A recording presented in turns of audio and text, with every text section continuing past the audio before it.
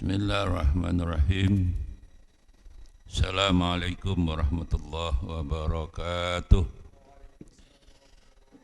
Ila hadrat Rasulillah sallallahu alaihi wasallam wa ila jamil anbiya'il mursalin sahabat tabi'in wal malaikatil muqarrabin wa khususan Syekh Imam Muhammad bin Muhammad Abu Hamid Al-Ghazali wa khususan Syekh Imam Jamaluddin Al-Qasimi wa ma nawaina kulli niyatin salihah wa liqada'i hajatina bisirril Fatihah.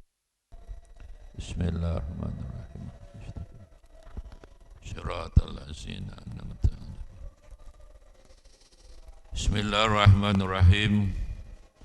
Alhamdulillahi rabbil alamin wal aqibatu lil muttaqin. Allahumma salli wa sallim wa barik ala sayyidina Muhammad wa alihi wa ashabihi ajma'in. Ma ba'd. Wa qala al-musannif rahimallahu ta'ala bi ulumihi wa amattana bi asrarihi Fitaraini amin ya rabbal alamin. Bismillahirrahmanirrahim. Darajatun nas ma'al ghadabi. Utawi iki bab nerangno derajat menungso. Darajatun nas ma'al ghadabi, bareng-bareng sartane ghadab, muring-muring, nesu, ya marah. Jadi tingkatan marah itu ono derajate, tingkat derajat bimakna atau bakoh. Sama yang sudah sering kita kaji surat Al-Mujadilah, Mujadalah ayat 11 itu, yarfa'illahu lazina amanu minkum wallazina utul ilma darajat. Jadi derajat itu tingkatan, level ya. Hanya dalam ayat itu munasabah kata darajat itu hubungannya dengan ilmu, bukan dengan iman. Dengan makna lain atau penafsir yang kita baca bahwa ilmu itu menurut Gusti Allah derajatnya lebih tinggi daripada iman, untuk menunjukkan betapa pentingnya ilmu.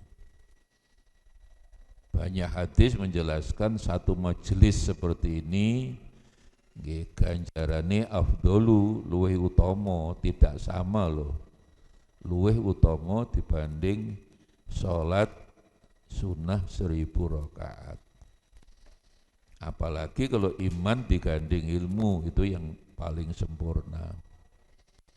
Tapi ilmu derajatnya digandeng, dibandingkan dengan iman, jelas Allah yufaddilul ilma alal iman gitu loh.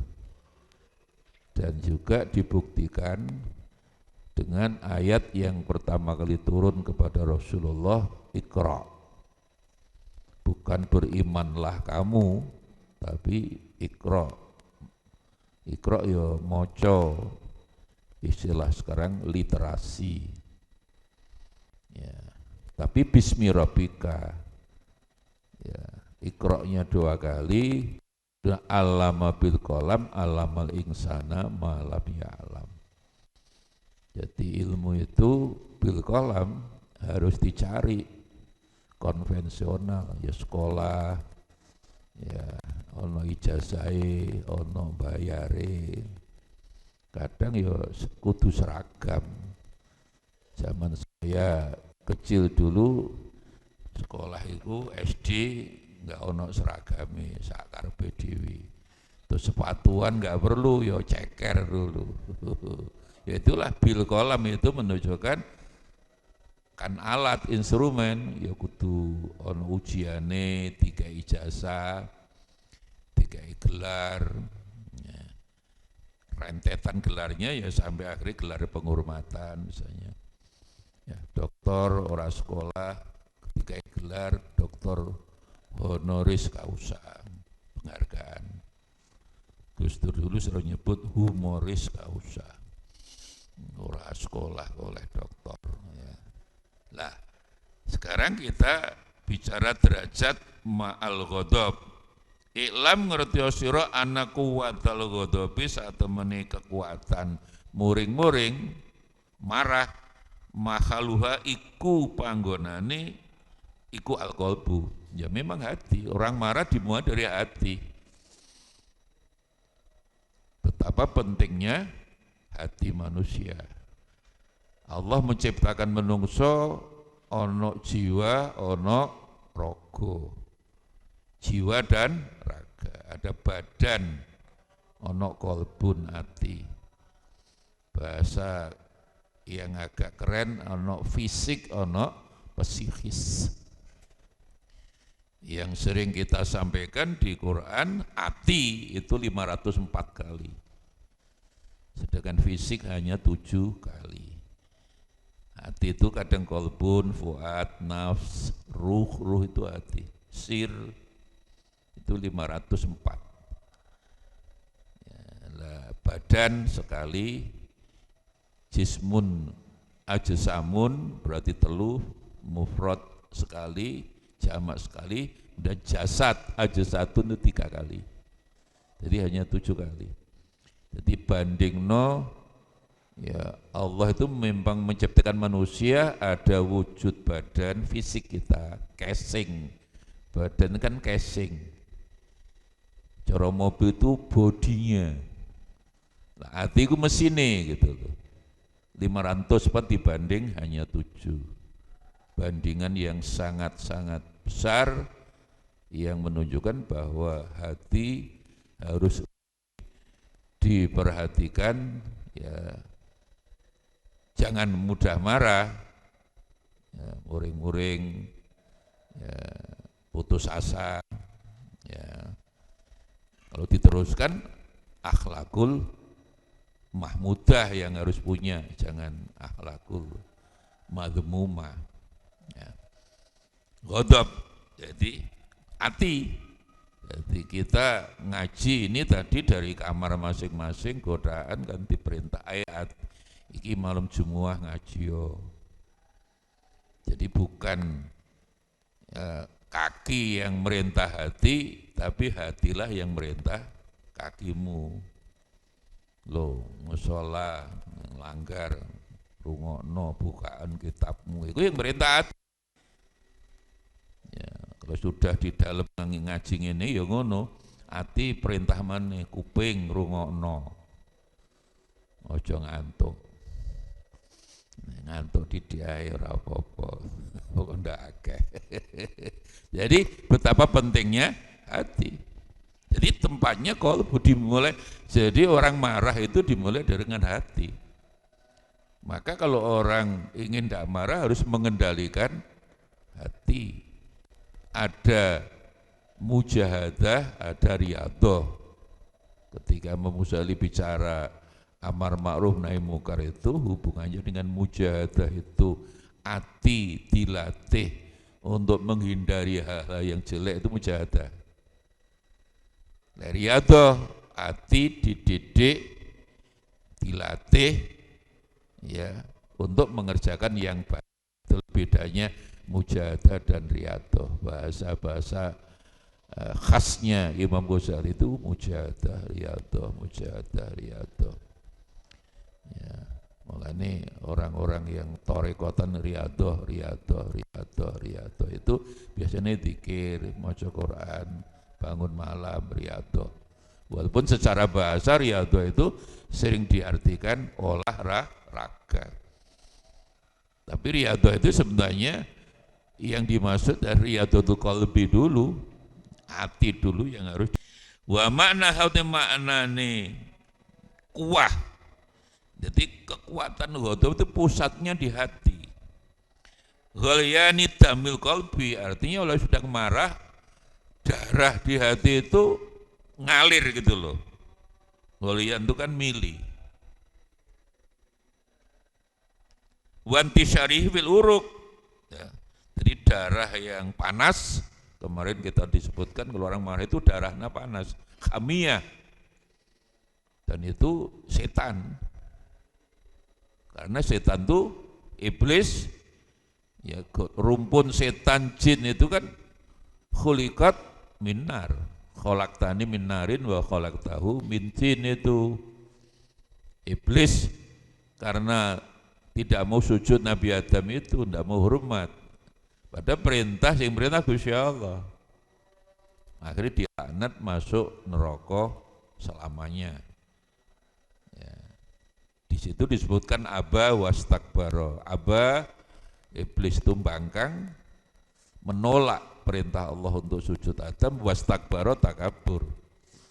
Jadi dalam konteks ini yang disebutkan takaburnya itu bukan kafirnya. Nah inilah yang kadang-kadang kita ini kan salah kaprah. Iblis kafir dalam pengertian mengingkari nikmat Allah karena di surga, iya. Karena waktu itu kan sudah di surga. Iblis, Nabi Adam dan malaikat. Nah, orang dengan Allah satu majelis masa nggak percaya wujudullah iblis itu.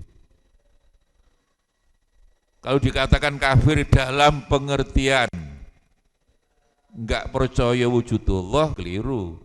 Kalau kafir dalam pengertian mengingkari, nutupi, kafir itu kan kenikmatan bersama Allah, liqa Allah di situ, iya.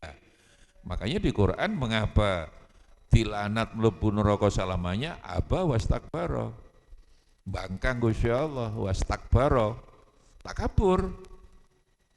Yang paling dibenci Gusti Allah, takabur kan. Allahu Akbar, kalau Allah takabur gak apa-apa. Ya. Allah maha besar, takabur kan maha besar. Sifatnya, kekuasaannya, bukan fisiknya. Nggak apa-apa, tapi menungso merasa besar kan sama dengan mengecilkan Gusti Allah, tidak boleh. Wartifaulan munggai, ya, damul qalbi ila alat badan, itu dari darah, sumber darah kan juga hati ya, itu ngalir ke seluruh anggota badan menjadi panas. Kama tartawi kaya dini munggah apa annaru geni wal ma'ulan banyu aladu yuhli kang den yuhla kang den umupake wil kita dalam kendil panci.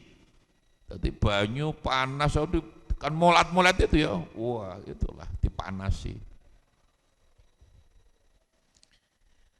Fadzalika mongko-mongko damul qalbi iku yunsabu disokno. Jadi itu proses proses marahnya hati itu Imam Ghazali, betapa rinci Imam Ghazali. Jadi dari darah yang panas tadi mengalir ke seluruh tubuh ya, terus disokne ilal wajhi, wajah. Makanya orang marah mesti kelihatannya merah. Kenapa? Itu tadi implikasi wayah maru moko dadi abang ahmar to apa alwaju wajah wal ainu lan motone abang. Woi iki muring-muring dia atau kakian ngombe itu biasanya abang mendem ya. Jadi proses di menjelaskan ini proses marah memang hati ini, jadi hati ini bisa panas. Nah, pusat darahnya mengalir ke seluruh tubuh dan disokne dari seluruh tubuh itu yang paling puncak itu disokne teng wajah dan moto. Makanya kita wong lek muring-muring nesu, ya kan motone merah, terus pipi ini juga merah, ahmar khamra. Ahmar itu mudzakkar, khamra muannas. Mulane Nabi lek nyeluk Aisyah kan Humairah, artinya anak kecil yang pipi ini merah. Ya Humairah. Umairah itu kan bentuk tasghir, kecil. Umar, Umer. Lah disebut Umar itu Umar gede. Lek Umer itu pasti mana Umar cilik. Yang dalam bahasa Inggris disebut junior, yani YR. Solihah gede, lek Sulaikah cilik.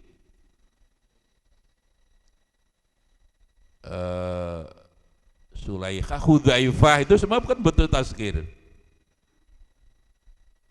Junaidah, Jundiun, tentara lanang, Jundiah tentara wedok, Junaidah tentara wedok cilik, tentara wedok tapi cilik. Salman gede, Sulaiman kecil. Bentuk tasghir itu.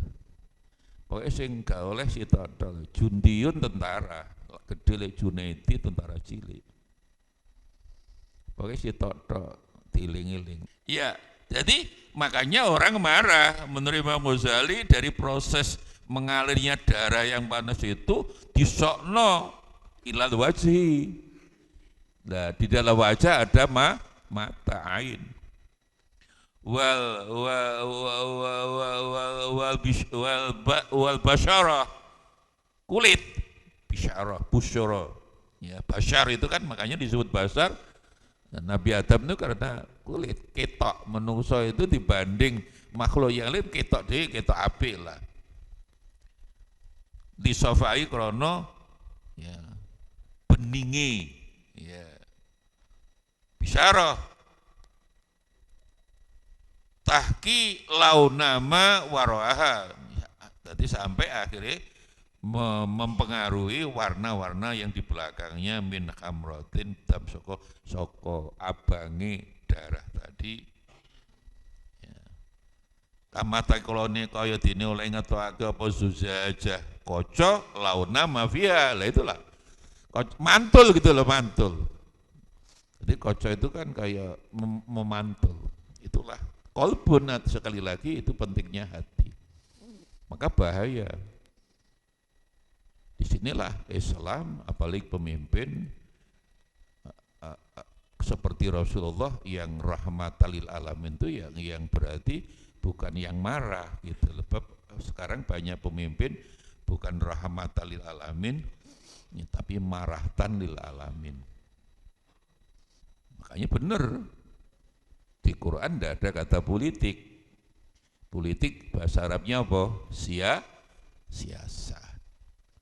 Buka kamus bahasa Arab, siasa artinya politik. Iya, tidak salah. Tapi di Quran tidak ada kata politik. Berarti politik tidak penting. Loh, tidak penting rebutan kekuasaan kan haram.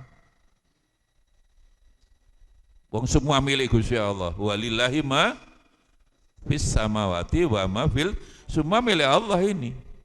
Jangan diperebutkan, kekuasaan milik Allah. Lahul mulku, lah mulku itu kan kekuasaan itu milik Allah. Kamu rebut ya apa? Wong nyawa kita ya titipan Gusti Allah. Nah inilah politik itu bagi yang jurusan ilmu politik mesti Laswell, who get one when and how, siapa mendapat apa kapan gitu loh. Kalau diterjemahkan secara sederhana, politik itu tidak ada makan siang gratis. Aku milih sampean, aku lihat apa. Sisi negatifnya politik kan di sini. Makanya di dalam Quran sekali lagi tidak ada istilah politik, siasa. Dan kita juga salah kaprah, dulu tidak ada. Zaman ulama generasi Imam Syafi'i dan selanjutnya generasi Imam Syafi'i, Imam Ghazali, kita fikih babu siasah tidak ada, yang aja mesti babul imamah. Maka kajian-kajian ilmu politik sampai sekarang ada jurusan politik Islam. Sebenarnya yang sedang dikaji kan leadershipnya, imamahnya Rasulullah dan Khulafaur Rasyidin. Leadershipnya, kepimpinannya. Ya. Tapi kan tidak keren. Wah memang itu kan kelakuan wong departemen agama mbok IAIN ketika sekolah di Amerika atau Montreal pulang, wah ini babul imamah ndak keren, diganti ya dulu Nah, Nabi itu kan imamah, zaman Imam Ghazali, Imam Syafi'i itu babul imamah di fikih. Sekarang wah kurang keren, disebut politik. Ya. Makanya tidak ada kita fikih yang ulama sebesar Imam Nawawi, Imam Rafi'i, Tufa, ya anak yang gede-gede itu sampean cari babu siasah kau babul imamah. Jadi inti politik itu adalah mengkaji, menganalisis, meniru imamahnya Rasulullah kepemimpinan, maka babul imamah. Yang sinonimnya khilafah. Jadi hadis-hadis tentang khilafah itu sama dengan imamah.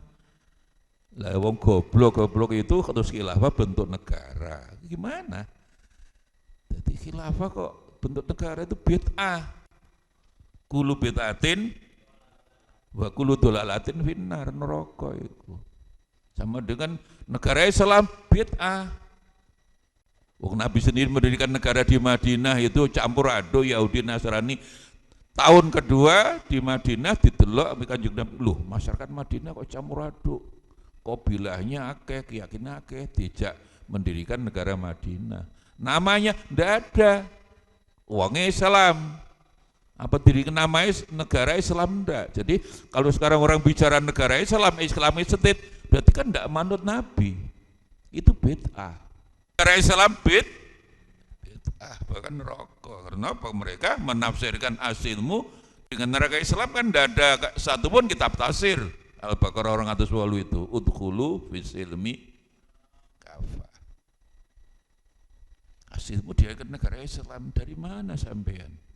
Tafsir yang mana? Tidak ada, mulai tafsir Jalalan sampai tafsir Ibnu Katsir tidak ada. Itu tafsir jalan lain. Bukan tafsir Jalalain, tapi tafsir jalan menggunakan akal. Lah Nabi sudah mengingatkan man fassarul Qur'ana bi ra'yihi fal yataba maktahu minan nar. Orang menafsirkan Quran dengan akalnya, asilmu ditafsirkan negara Islam. Itu dengan akal, tidak ada satupun kitab tafsir yang menafsirkan asilmu negara Islam, asilmu tauhid. Berarti pakai akal. Lo nafsirkan Quran pakai akal, neraka. Walaupun benar loh, hadis loh itu. Jadi ada dua hadis, man fasana bi ra'yihi fa yataba maktumin annar. Satu, man fasal Qur'ana bi ra'yihi fa asaba, walaupun itu benar tetap neraka. Tidak boleh, itu dawai Gusti Allah. Summa innan nas bihadil quwah. Lah ini baru Imam Ghazali nerangkan derajatnya marah. Ada tiga, ya tafrid, ifrad, dan i'tidal. Jadi tidak boleh. Oleh Gusti Allah marah tidak apa-apa. Allah haknya marah. Ya. Kita hitung di Quran, saya ngitung kata ghadab itu dan kadang juga fi'il ya, baik isim maupun fi'il itu 24 kali. Khusus ghadabun isim itu 14 kali. Keseluruhannya 24 kali. Jadi ini misalnya walamma raja Musa ila qaumi ghadbana asifa ghadban. Kan isim fa'il itu, mulhaq isim fa'il. Jadi Nabi Musa roja'a ila qaumi marah asifa dengan sedih, asaf. Karena apa? Kan 40 hari atau 40 malam Taurat. Dipesen selama 40 hari 40 malam tetap nyembah Gusti Allah. Turun dari gunung Tursina nggawa Taurat dalam tabut kotak itu. Menjumpai sebagian umatnya tidak nyembah Allah, nyembah patung sapi nom. Apa anak sapi apa? Pedet. Ya. Anaknya ke apa gajah bleduk. Lali pisan. Anaknya PT apa? Piye. Meri ya. Jadi ghadbana asifa dengan sedih asafa. Qala bi sama khalaftumuni, lo tak tinggal bimbati kamu kok nyembah patung sapi, kelakuannya samir itu. Terus Allah matur Allah itu loh. Ya Allah, ya napa umat kula mun kula pesen tetap nyembah panjenengan kok nyembah patung sapi, dihukum wahai Musa langsung dibunuh. Faktulu anfusakum. Jadi umat-umat terdahulu itu lek salah dosa langsung dihukum mubasyarah. Kalau kita enggak, karena Nabi Muhammad rahmatan lil, dan rahmat yang paling besar ditakhir, akhara, ditunda.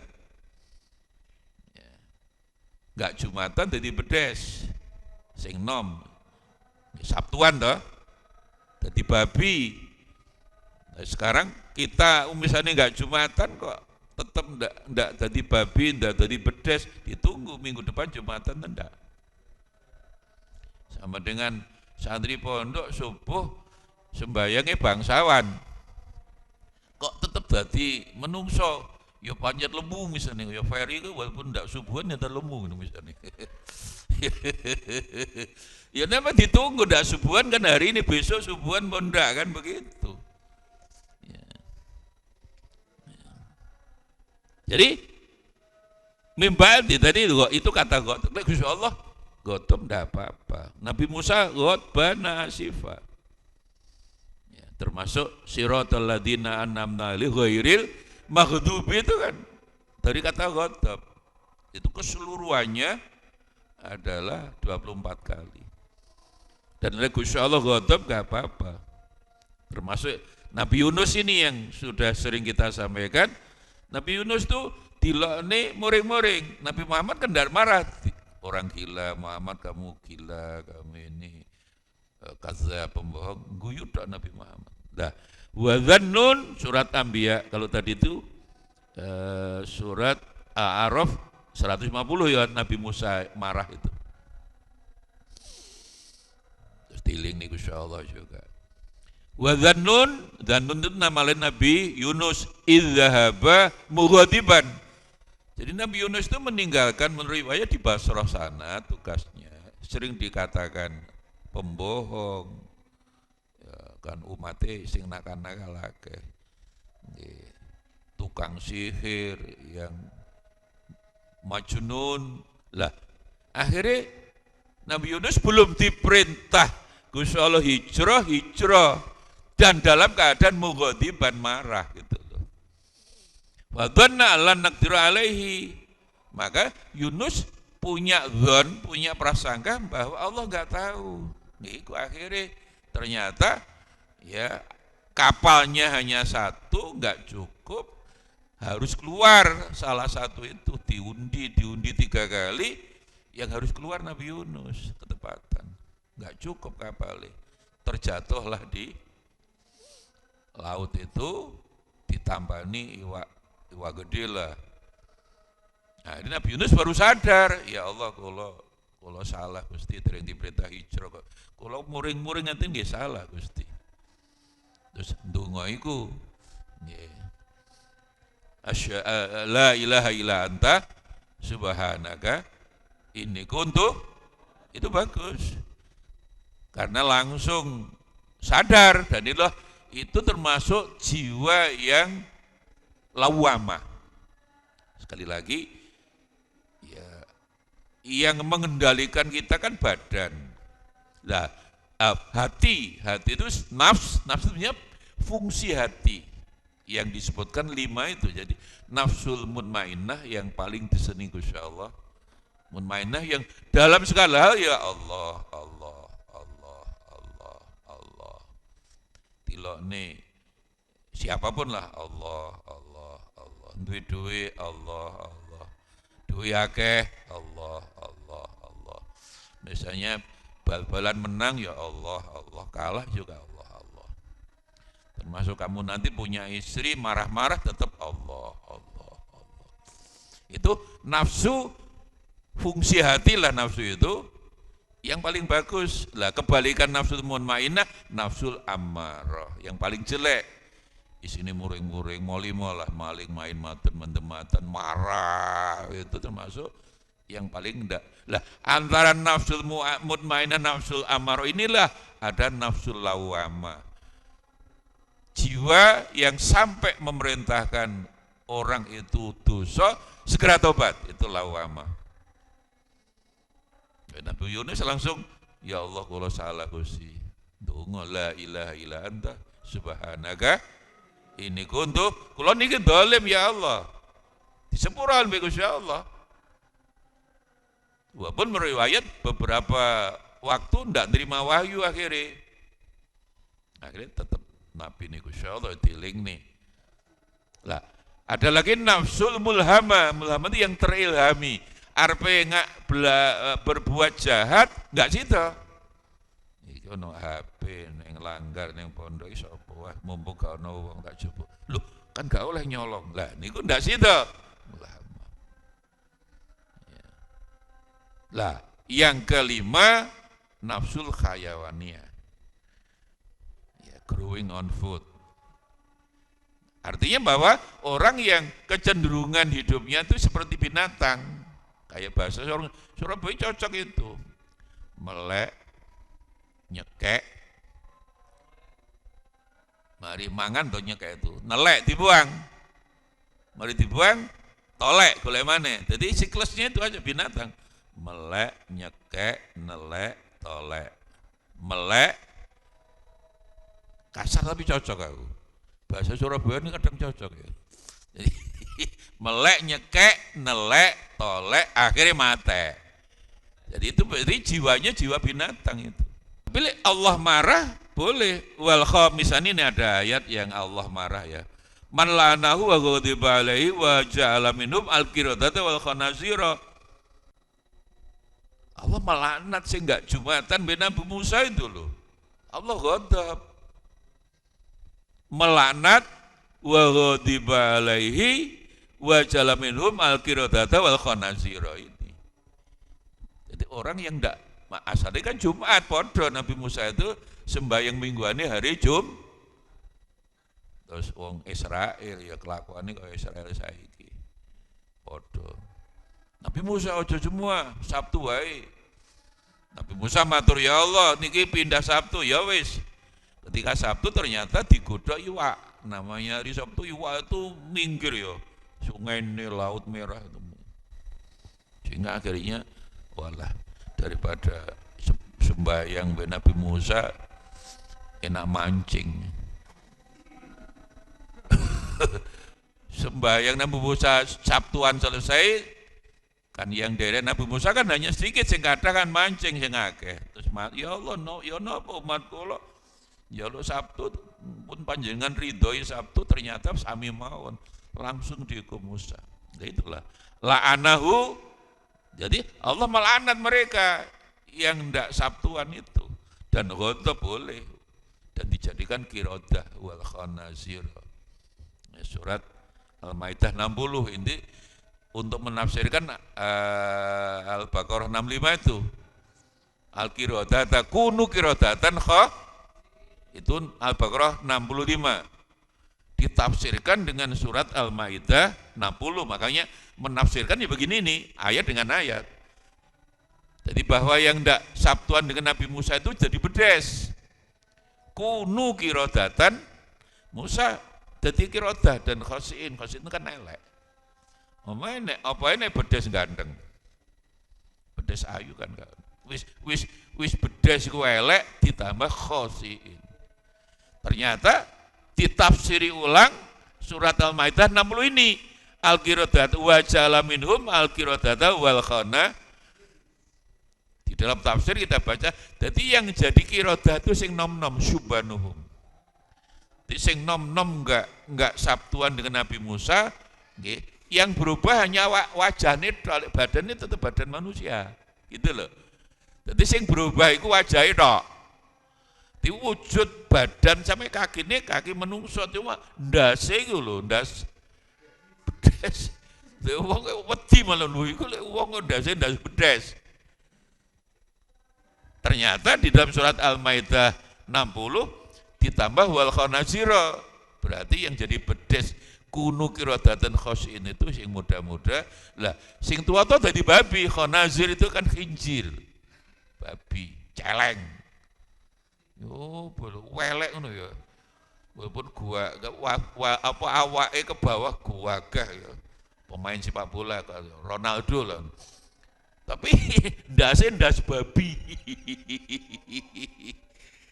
Lah itu yang betul, ayat dengan ayat, menafsirkan ayat dengan ayat seperti itu. Misalnya yang terakhir, yang ini contoh aja bahwa kata ghadab di Quran. Ya. Wal khamisatu anna ghadaballah 'alaiha in kana minas shadiqin. Ini soal tuduh-menuduh berzina, suami menuduh zina istri, tidak ada saksi, dia harus sumpah 4 kali. Dan tambah yang 5, sumpah yang 5-nya kalau suami bahwa dia kena laknat Allah. Tapi sebaliknya, kalau istri itu memang bisa menolak tuduhan suami, harus sumpah juga 4 kali. Lah, harus tambah 1 yang 5, apa? Wal khamisatu anna ghadabullah alaiha. Ya Allah, pancen kula pancen mboten selingkuh lah. Ya, maka ghadab Allah saya siap menerima. Ingkana minas shadiqin, lek suami saya benar.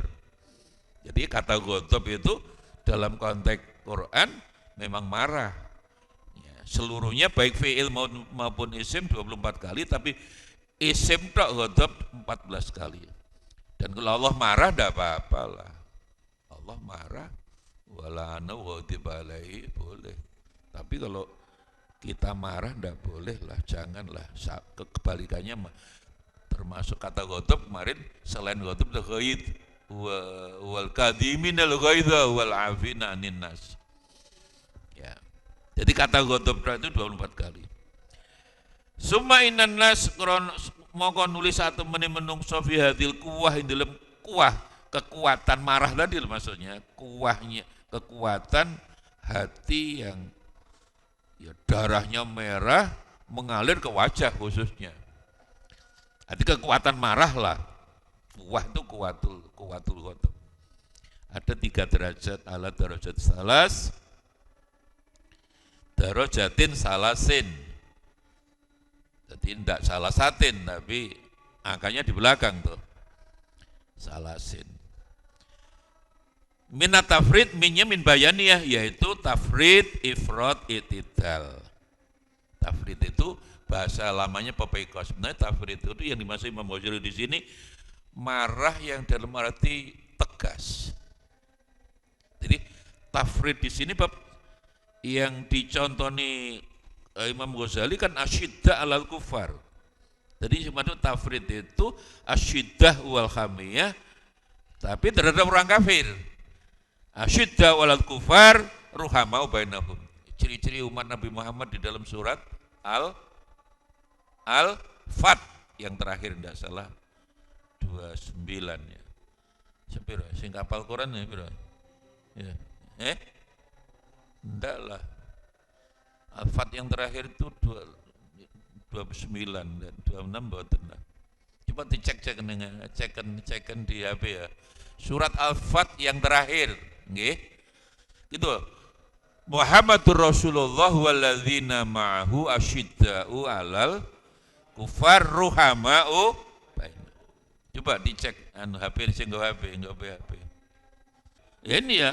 Muhammadur Rasulullah walladzina ma'ahu asyidda'u 'alal kufar ruhamau bainahum tarahum ruk'an sujada yabtahuna fadla minallah wa ridwana simahum fi wujuhim min.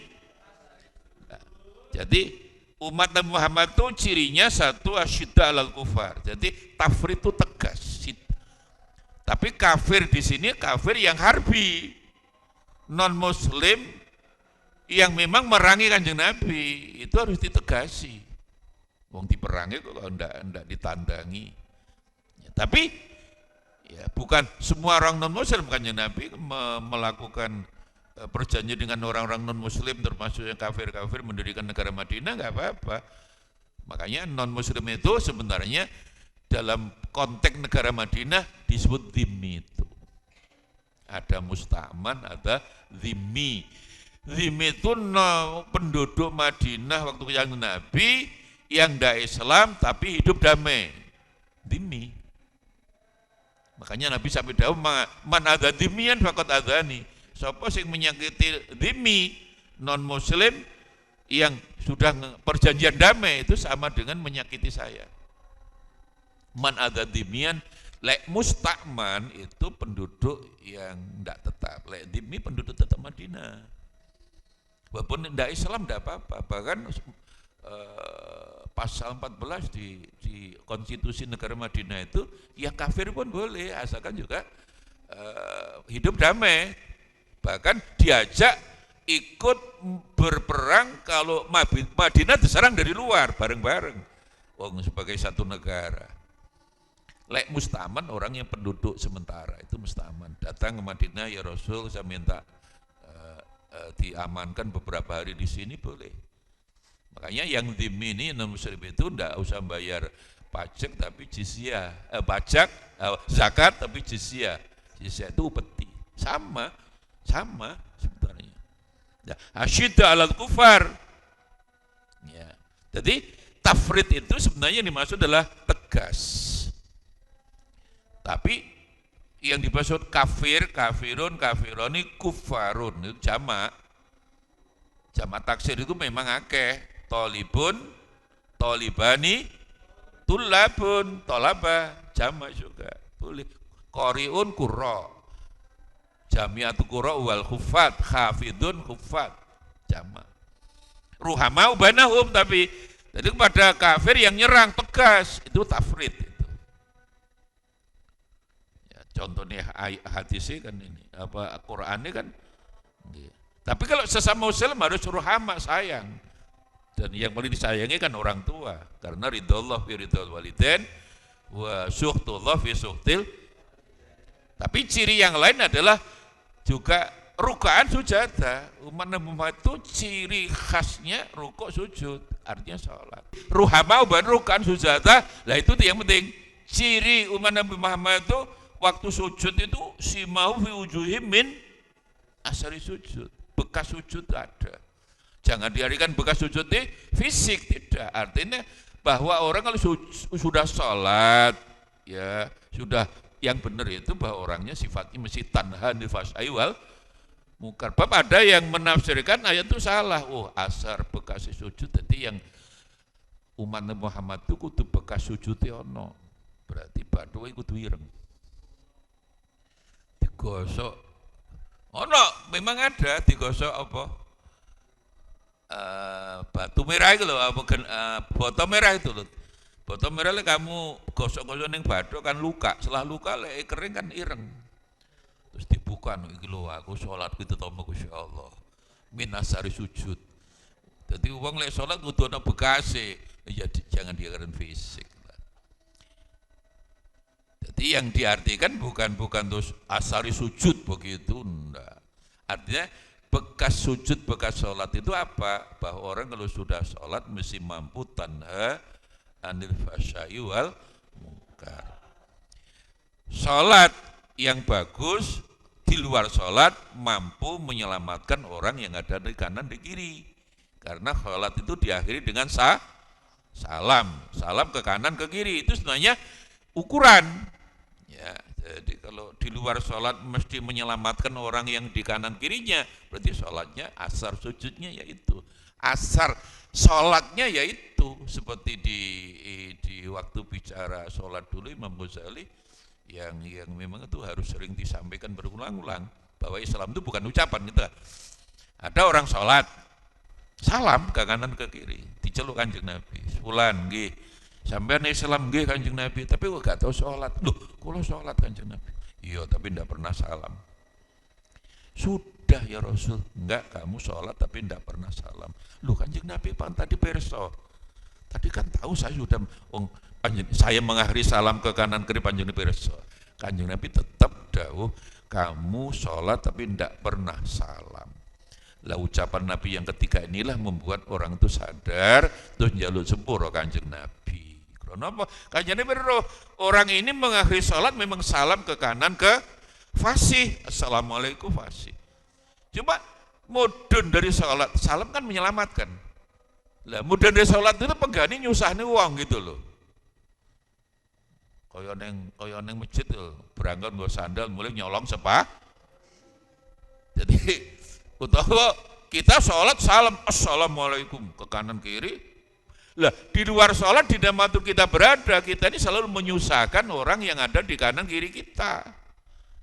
Kok Kanjeng Nabi masih hidup, kita diingatkan kamu sholat enggak pernah. Jadi ucapan salam dalam sholat mengakhiri saya itu pesannya di situ sholat itu. Bahwa kalau sholatmu baik ditompo Gusti Allah, yaitu asar sujud. Bahwa kamu di luar sholat mestinya harus ya mampu menyelamatkan dan jangan menyusahkan minimal orang yang ada di kanan dan di kirimu. Itulah Islam yang artinya aslama menyelamatkan, bukan selamat toh.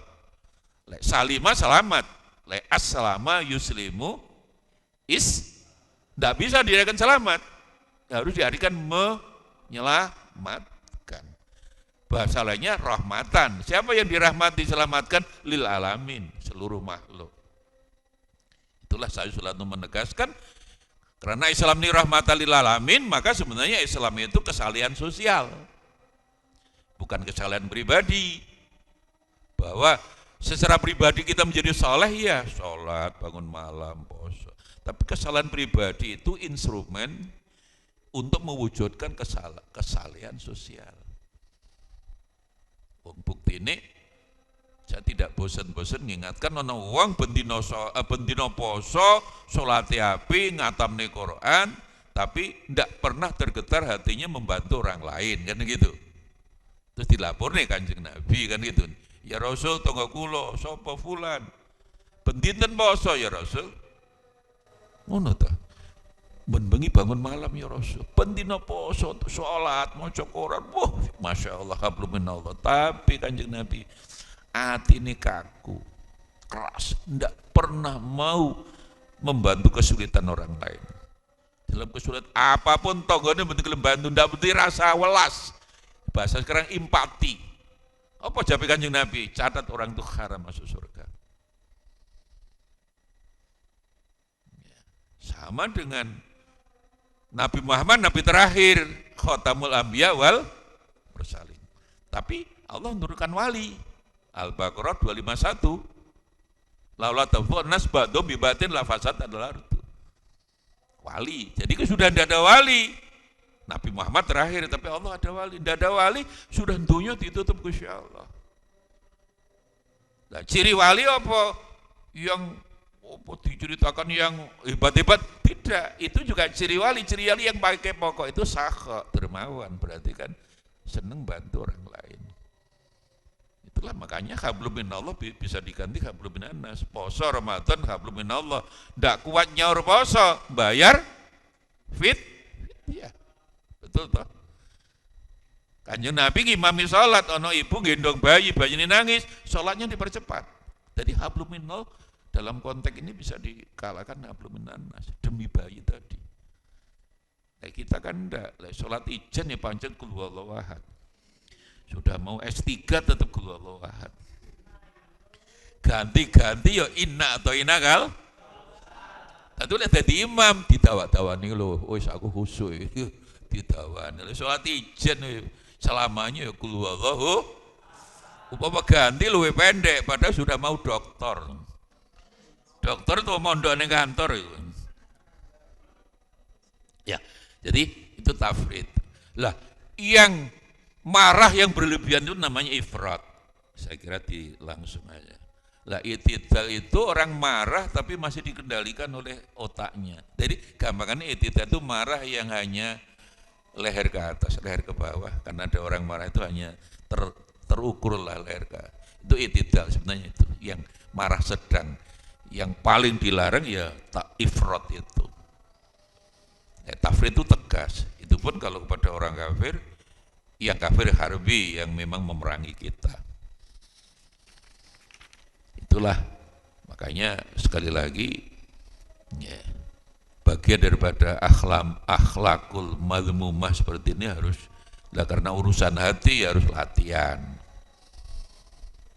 Nabi Musa iso marah, Nabi Yunus iso marah. Yang dalam konteks marah memang yang luar biasa Nabi Muhammad SAW. Tidak ada kata marah. Jadi Nabi Musa masih bisa marah buktinya. Nabi Yunus marah tilone, malah ninggal umatnya, ijen mau pindah, gregetan tilone, orang gila.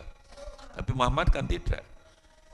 Allah mengingatkan, idza khatabahumul jahilun qalu salama. Muhammad salama dada-dada EGP lah emangnya gue pikirin. Ya. Jadi reken, no reken lah nek wong marah no reken. Ya. Jadi itu yang sampai halaman terakhir sini, makanya khairul umuri awsatuha yang terakhir, bahwa i'tidal tadi itu yang sedang, artinya marah tapi masih terkendali, leher ke atas lah, leher ke bawah memang enggak panas, hati ini enggak panas gitu loh, hanya ke atas. Jadi marah dalam konteks dibimbing oleh akal sehat, tidak sampai membabi buta ngawur itu